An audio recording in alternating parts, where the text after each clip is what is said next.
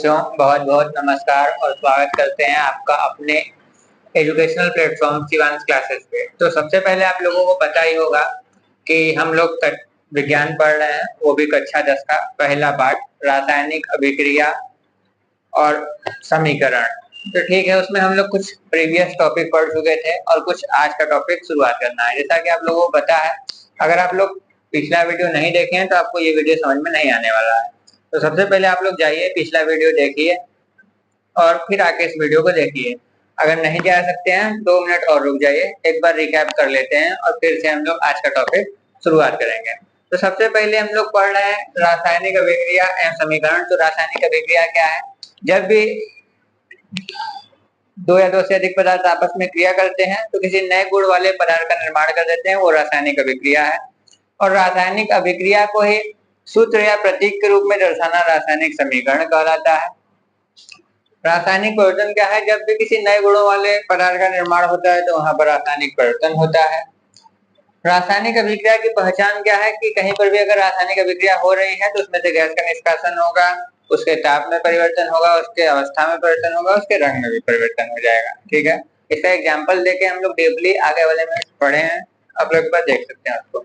रासायनिक अभिक्रिया को संतुलित कैसे किया जा सकता है? किसी भी रासायनिक अभिक्रिया को संतुलित करने के लिए हम लोग देखे थे कि LHS बराबर RHS किया जाता है, यानी जो अभिकारक है उसकी संख्या उत्पाद की संख्या के बराबर होना चाहिए। क्यों होना चाहिए? क्योंकि कक्षा 9 में हम लोग एक नियम पढ़े हैं, द्रव्यमान संरक्षण का नियम।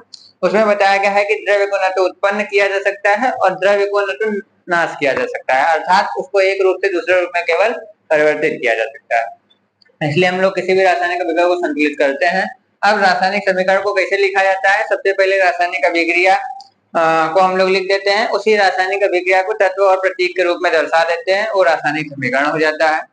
ठीक है, उसके बाद रासायनिक समीकरण के क्या लाभ है? रासायनिक समीकरण से हम लोग को पता चलता है कि किस चीज का नया निर्माण हुआ है, कौन सा उत्पाद तत्व के रूप में है कि यौगिक के रूप में है, अणु के रूप में है कि परमाणु के रूप में है, वो किस अवस्था में, ठोस द्रव्य गैस की अवस्था में, कितना ताप निकल रहा है, ये सब के बारे में हम लोग को अगर रासायनिक समीकरण लिखा रहता है तो पता चलता है और काफी समय का भी बचत हो जाता है।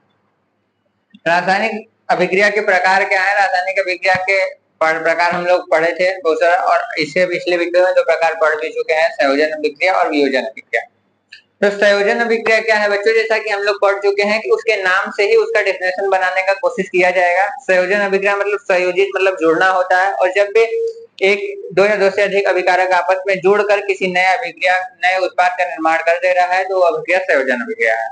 और वियोजन मतलब, वियोजित मतलब होता है टूटना, और जब भी एक या एक से अधिक अभिकारक आपस में टूट कर, आपस में क्रिया करके टूट कर नए उत्पाद का निर्माण कर देता है तो उसको हम लोग वियोजन अभिक्रिया के नाम से जानते हैं। ठीक है बच्चों, उम्मीद है कि आप लोग को पिछला जितना भी टॉपिक पढ़ाया गया है वो समझ में आया होगा। और आज टॉपिक हम लोग क्या पढ़ने वाले हैं? आज का टॉपिक है हम लोग का रासायनिक अभिक्रिया के प्रकार में विस्थापन अभिक्रिया क्या होती है, द्विविस्थापन अभिक्रिया क्या होती है, या द्विविस्थापन अभिक्रिया को हम लोग उभय अपघटन अभिक्रिया के नाम से भी जानते हैं। और उसके बाद ऊष्माक्षेपी अभिक्रिया क्या है और ऊष्माशोषी अभिक्रिया क्या है। तो हम लोग एक एक करके देखिए, समझते हैं अभी।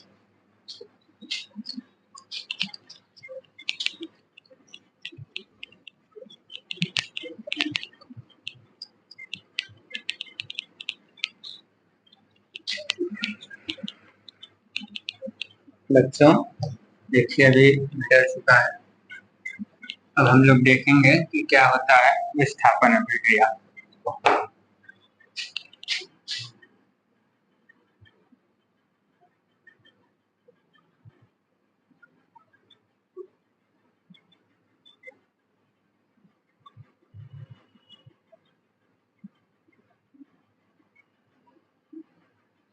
ठीक है बच्चों, तो विस्थापन अभिक्रिया के नाम से ही हम लोग इसका परिभाषा बनाएंगे, जैसा कि अभी तक हम लोग करते आ चुके हैं, क्योंकि किसी भी चीज को रटने से अच्छा है कि उसको समझ के याद किया जाए। तो आप लोगों को सबसे पहले प्रकृति में दिखाया दे रहा होगा कि जो मजबूत होता है वो क्या कर देता है? कमजोर वाले को दबा देता है। देखते आ रहे हैं, अगर कोई बड़ा जानवर है तो छोटे जानवर को खा जाता है, बड़ा गाड़ी है तो छोटे गाड़ी को टक्कर मार देता है, बड़ा आदमी है तो छोटे आदमी को हटा देता है। ठीक है, तो जो भी जिसका भी ज्यादा पावर होगा वो अपने से कम पावर वाले को क्या कर देता है? समाप्त कर देता है। ठीक है, गेम में भी आप लोग देखे होंगे। तो उसी प्रकार से विस्थापन अभिक्रिया है। विस्थापन अभिक्रिया क्या है देखते हैं। वे अभिक्रिया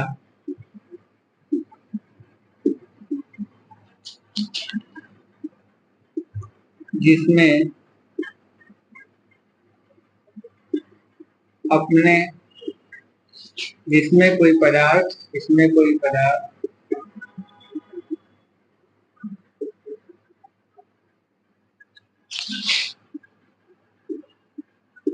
अपने से कम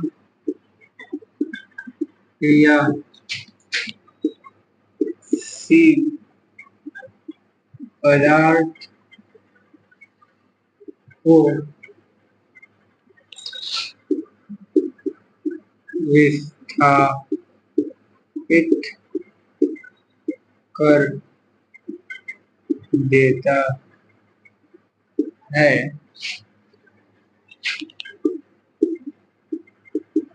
विस्थापन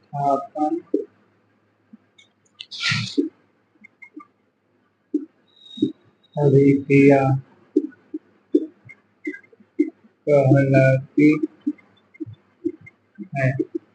ठीक है बच्चों, वे अभिक्रिया जिसमें कोई अधिक क्रियाशील तत्व अपने से कम क्रियाशील तत्व को क्या कर देता है, विस्थापित कर देता है। विस्थापित मतलब क्या होता है बेटा, हटा देना होता है। देखिए जब भी कोई चुनाव होता है तो उसमें क्या होता है कि जो ज्यादा पावरफुल आदमी होता है वो अपने से कम पावरफुल आदमी को हरा देता है, हरा के उसका जगह ले लेता है। ठीक है, तो उसी प्रकार से वही है कि वे अभिक्रिया जिसमें कोई पदार्थ की जगह, इसको थोड़ा सा मॉडिफाई कर दीजिए कि कोई अधिक क्रियाशील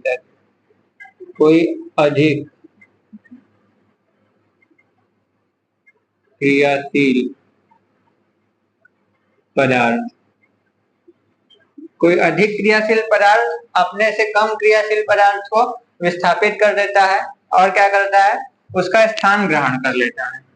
ठीक है, उसका स्थान ग्रहण कर लेता है।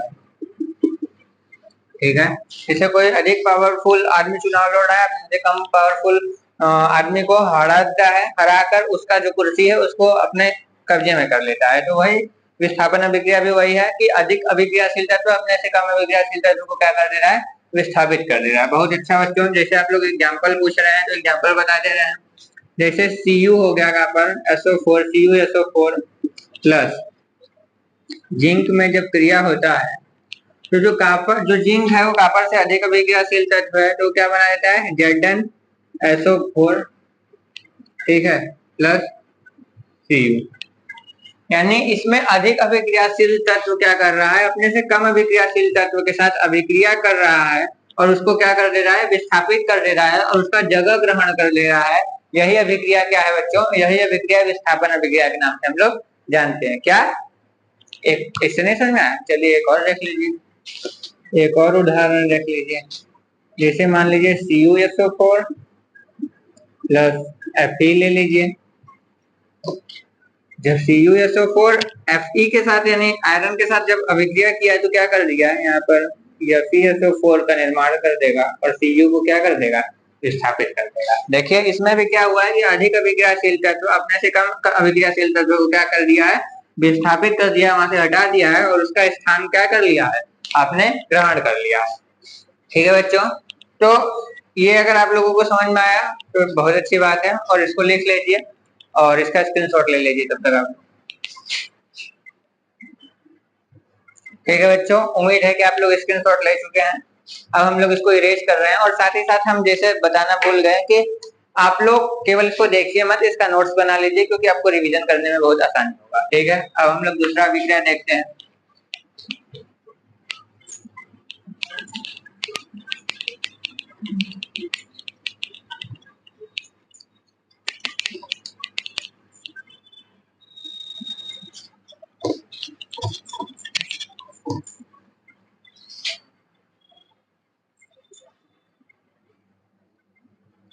ठीक है बच्चों, दूसरा अभिक्रिया क्या था, दूसरा अभिक्रिया था द्विविस्थापन अभिक्रिया। विस्थापन अभिक्रिया।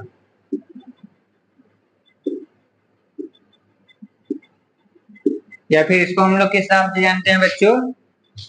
किस नाम से जानते हैं? हाँ, उभय अपघटन। किस नाम से? उभय अपघटन अभिक्रिया।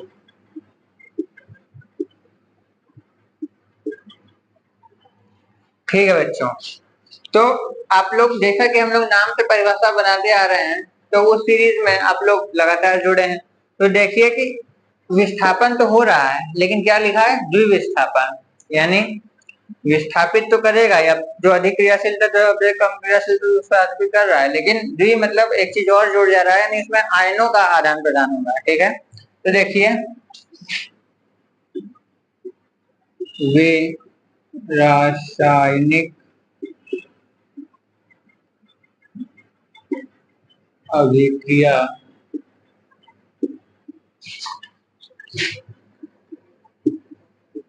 जिनमें आयनों के आदान प्रदान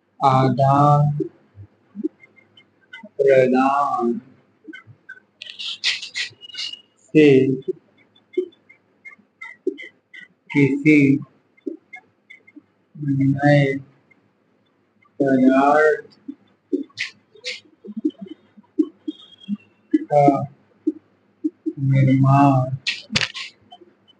किसी नए पदार्थ का निर्माण होता है,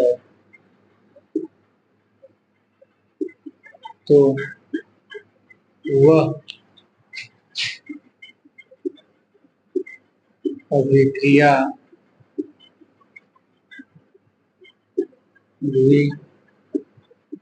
विस्थापन क्रिया कहलाती है। ठीक है बच्चों, क्या लिखा गया है? लिखा गया है वे रासायनिक अभिक्रिया जिसमें आयनों के आदान प्रदान से किसी नए पदार्थ का निर्माण होता है, तो वे रासायनिक अभिक्रिया क्या कहलाती है? द्विविस्थापन अभिक्रिया कहलाती है। हाँ सर, है तो आप बता दिए आयन, लेकिन सर आयन होता क्या है?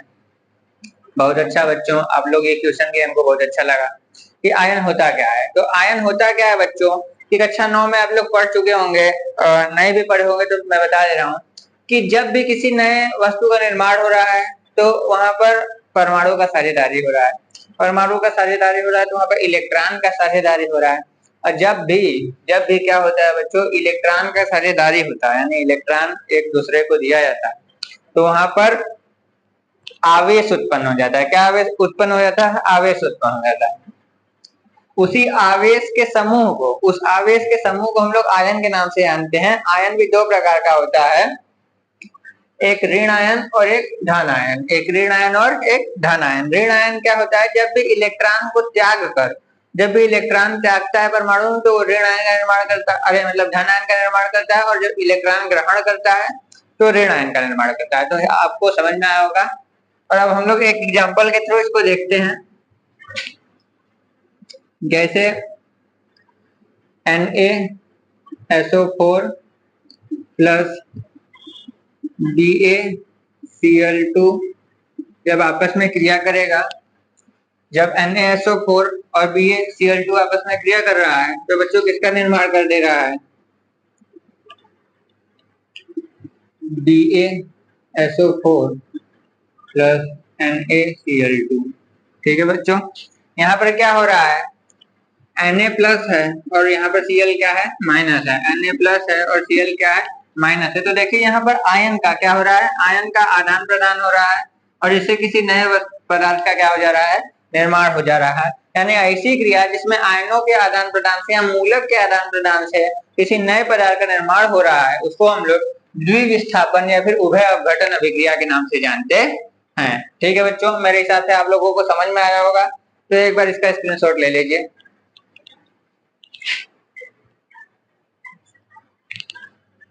ठीक है बच्चों, मेरे हिसाब से आप लोग एक बार स्क्रीनशॉट ले चुके होंगे। तो हम लोग देखते हैं कि क्या पढ़ना है इसके बाद।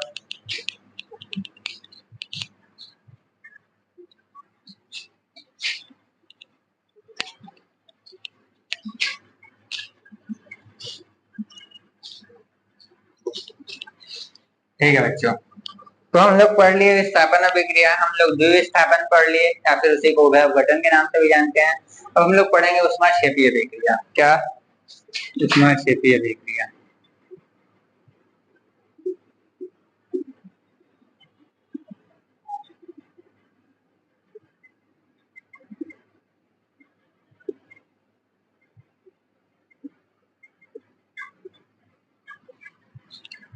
ठीक है बच्चों, ऊष्माक्षेपीय अभिक्रिया क्या है? तो ऊष्माक्षेपीय अभिक्रिया वे अभिक्रिया जिसमें क्या होता है, जिसमें ऊष्मा का निर्माण हो रहा है। ठीक है, उसके उसके जो डिफिनेशन है उसी के हिसाब से हम लोग इसका भी बनाएंगे परिभाषा। तो क्या हो जाएगा? वे रासायनिक अभिक्रिया, वे रासायनिक अभिक्रिया जिनमें उत्पाद के साथ साथ ऊष्मा का भी निर्माण होता है,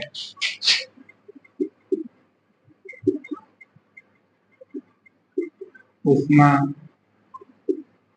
क्षेपी अभिक्रिया कहलाती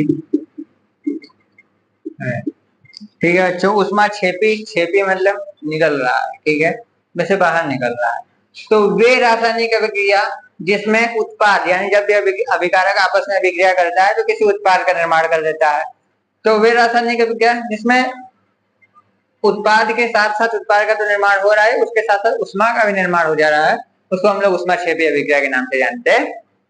ठीक है बच्चों, मेरे हिसाब से आप लोगों को समझ में आया होगा। आप लोग एक बार इसका स्क्रीनशॉट ले सकते हैं।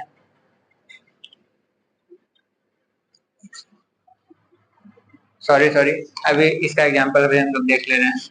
जैसे कि जब हम लोग मीथेन को ऑक्सीजन के साथ अभिक्रिया करवाते हैं तो किसका निर्माण हो जाता है बच्चों? कार्बन डाइऑक्साइड गैस का और जल का, और साथ ही साथ इसमें से ऊष्मा का भी निर्माण होता है। तो देखिए क्या बताया गया था, बताया गया था कि वे रासायनिक अभिक्रिया जिसमें उत्पाद, देखिए उत्पाद का तो निर्माण हुआ, हुआ कि नहीं हुआ? उत्पाद के निर्माण के साथ साथ क्या हो गया?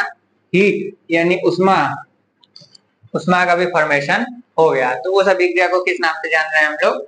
ऊष्माक्षेपी अभिक्रिया के नाम से जान रहे हैं। अब एक बार आप लोग इसको लिख लीजिए, इसका स्क्रीनशॉट ले लीजिए।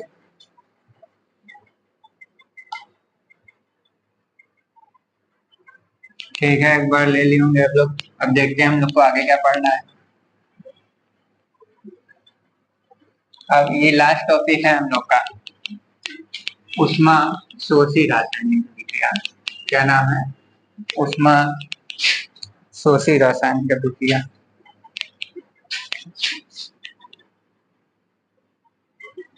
ऊष्मा शोषी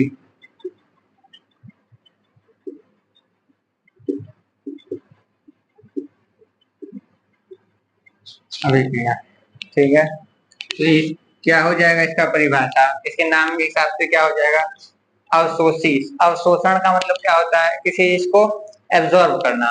एब्जॉर्प्शन मीन्स क्या होता है? अवशोषण। और शोषी मतलब ये होता है सोखना, किसी चीज को सोखना। तो इसके नाम से क्या, अभी ऊष्मा का शोषण हो रहा है, यानी ऊष्मा को अवशोषित किया जा रहा है।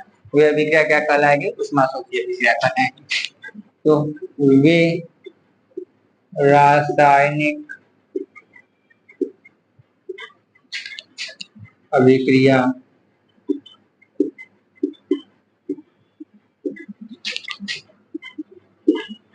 जिसमें नहीं, जिसको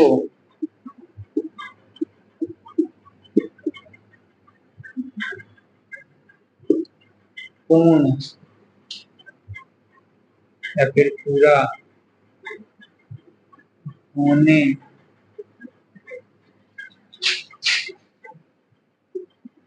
के लिए ऊष्मा की आवश्यकता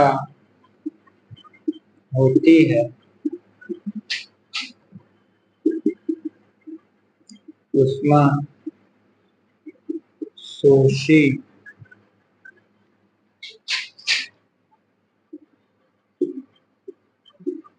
अभिक्रिया कहलाती है। ठीक है बच्चों, तो इसमें क्या बताया गया है कि वे रासायनिक अभिक्रिया जिसको पूर्ण होने में यानी इसको पूरा होने में हम लोग को उष्मा का रिक्वायरमेंट होता है। किसका रिक्वायरमेंट होता है? उष्मा का, हीट का रिक्वायरमेंट होता है, उष्मा का आवश्यकता होता है। वे रासायनिक अभिक्रिया क्या कहलाती है? उष्मा शोषी रासायनिक अभिक्रिया कहलाती। ठीक है बच्चों, आपको अगर नहीं एक बार और इसमें एग्जाम्पल भी लिखवाना है तो एग्जाम्पल क्या हो जाएगा, जैसे मरकरी आप लोग नाम सुने होंगे। ठीक है, मरकरी को जब उष्मा के साथ क्या करवाया जाता है, मरकरी जब उष्मा के साथ क्या करता है, मरकरी ऑक्साइड जब उष्मा के साथ अभिक्रिया कर रहा है तो मरकरी और ऑक्सीजन क्या कर दे रहा है? रिलीज दे रहा है। तो ये रासायनिक अभिक्रिया क्या हो गई बच्चों? ये रासायनिक अभिक्रिया क्या हो गई? उष्मा शोषी अभिक्रिया हो गई, क्योंकि इसको पूरा होने के लिए देखो किसका भी आवश्यकता है? उष्मा का भी आवश्यकता है। इस अभिक्रिया को पूर्ण होने के लिए उष्मा का भी आवश्यकता है। तो वे रासायनिक अभिक्रिया क्या हो गई? उष्मा शोषी रासायनिक अभिक्रिया हो गई। ठीक है, मेरे हिसाब से आप सभी लोगों को चैप्टर समझ में आया होगा। अगर आप लोगों को समझ में आया यहाँ तक तो आप लोग कमेंट करके बता दीजिए। अगर नहीं भी समझ में आया तो आप लोग कमेंट करके पूछ भी सकते हैं। अभी तक हम लोग कितना चीज पढ़ चुके हैं? बहुत सारा चीज पढ़ चुके हैं। अब हम लोग आगे पढ़ेंगे क्या होता है ऑक्सीकरण, क्या होता है अपचयन, क्या होता है रेडॉक्स अभिक्रिया, विकृत दंडिता, संक्षारण क्या होता है, अपचायक क्या होता है और ऑक्सीकारक क्या होता है।